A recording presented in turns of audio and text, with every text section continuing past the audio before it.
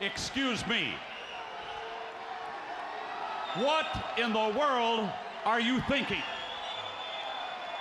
Mean Gene, the first thing you need to do is to tell these people to shut up if you want to hear what I gotta say.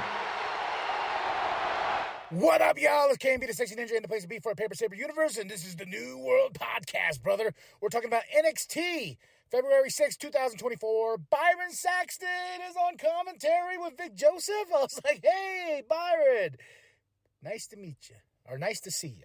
Either or. What a show. Carmelo Hayes comes out. He puts a chair in the middle, and he has that grin on his face. He's just sitting there like, ha. And he's about to say, but man, they are saying, fuck you, Melo. They are booing the hell out of him. And he remains silent, and he just walks out. I was like, man, I love that. I thought that was really, really cool. And then we have Avengers Day recap. Then Baron and Braun are out there celebrating the Wolf Dogs. They jump on commentary for our first match of the night. It's Nathan Frazier and Axiom versus Malik Blade and Idris Inofi. This was a fun match as well. I love Nathan Frazier and Axiom. They have such a great chemistry with each other, and they won this match, but the Wolf Dogs were watching. The Wolf Dogs are like, we are the big dogs here. And I just love the fact that just a stupid notion from Braun saying like Wolf Dogs has now caught on to being a thing, and I'm all for it. But of course, to end this with the Wolf Dogs, the family comes out, and after because they were beating down Nathan Frazier and Axiom, and the family comes out, and of course we have a big brawl, and the Wolf Dogs are coming after those tag team championships, and I actually want them to take them from the family. I don't know. I'm invested now in the Wolf Dogs. I'm invested. Ilya Dragunov comes out. You know, he calls out Carmelo Hayes for what he did, and Dijak comes out and gets in Ilya Dragunov's face, which sets up our main event for this evening. But Dijak and Ilya Dragunov have great history, great matches in the past, and they've beaten the shit out of each other before. And of course, a fight. You know, a hat has to go down. And Thea and JC are backstage. The calendars, man, I'm so pissed. I missed out on these calendars. They sold out. They're out of stock, and I was like, oh, I really wanted one, just to have one, because I thought it was like owning a piece of history. Mr. Stone and the Von Wagner promo, got his children there. He's like, yeah, don't worry about it. Noam Dar has done these things many times, but you can go on, buddy. You're fine. Then we have Lexis King versus Riley Osborne. This was set up from Vengeance Day at the calendar thing. You know, and she's there with Chase U. No Thea, though. No Thea was there to support her boy. But Lexis King got the win. I'm trying to get a feel for Lexis. Like, he's cool and all, and I love his entrance, but I'm waiting for something to give. You know what I'm saying? Like, I'm waiting for something for Lexis King to make me be like, man, this guy can be a bona fide superstar. And I'm still waiting for that moment. And then we have a Kalani Jordan package, you know, because Kiana James and Izzy are after her. But she won't back down. Jordan's like, hell no, I'm here. I'm here to stay. And of course, we have Kiana and Izzy backstage. They want to take her out. They want to take Jordan out. And Carmelo Hayes is back to tell why. He says, you know what? I don't know why anybody's surprised. This is y'all's fault, you know?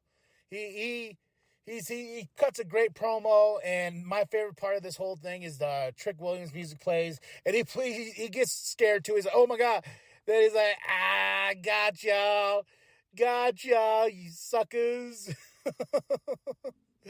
And we have this Three Faces package. I want to know what is this leading into. Riley's backstage. He goes to Thea. He's like, hey, where were you at? You're going to be my Valentine. You know, where were you? So causing a little bit of drama there. It's like, Roxanne Perez versus Lola Vice. I got to say, pretty much my match of the night. I really enjoyed this match between these two. Roxanne Perez getting the win, and Lola Vice no longer has the contract for her breakout tournament. She no longer has that, so that ain't a thing. But here comes Tatum Paxley. That feud is not done with Roxanne whatsoever. And I'm like, Tatum, what is your deal, man? But Roxanne got the win. Metaphors backstage. We got Catch Crew backstage. It's a lot of stuff going on tonight because we have Lash Legend and Jakara Jackson versus Fallon Henley and Ren Sinclair. And, of course, Lash and Jackson get the win. Okay match. It was what it is. But the main event I was really excited for. Ilya Dragunov versus Dijak.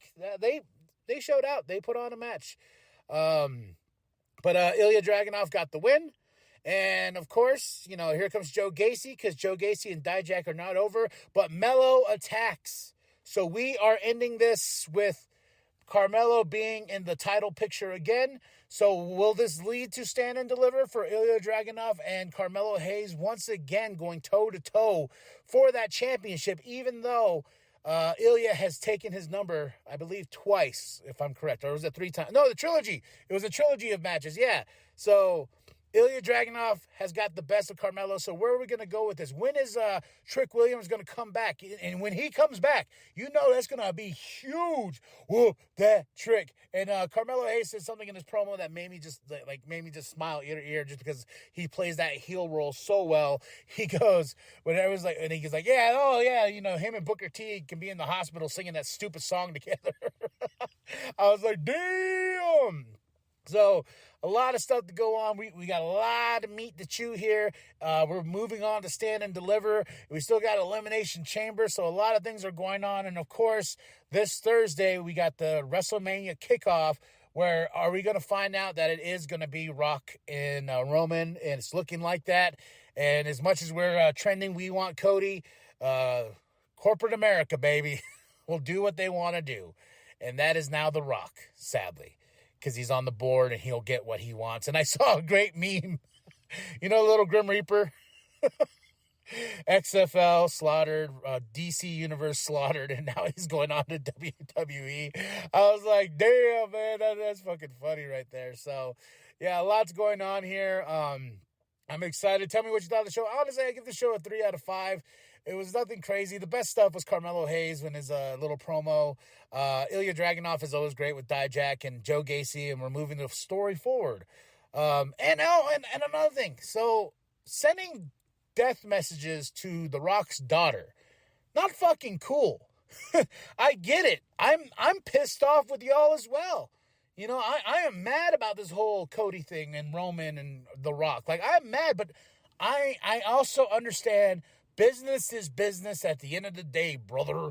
And it is what it is, but we shouldn't be death threats to a person over something that's not that.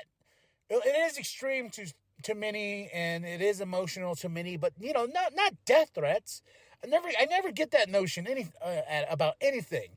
I remember when writers would do something in comic books and they would get death threats. When they killed Peter Parker off and they did the Superior Spider-Man, he got death threats, the writer for that.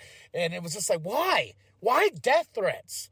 That's not cool, man. So doing that to the Rock's daughter, really not cool. So, but yeah, like I said, overall though, love, peace to everybody. It's nothing but love and respect here from the New World Podcast, 100%. Now, tell me what you thought of the show. My match of the night was Roxanne Perez, Lola Vice. 3 out of 5. I give NXT. That's it. That's all. Like and subscribe. Share it with your grandma. Share it with your grandma. Share with the bum down at Walmart.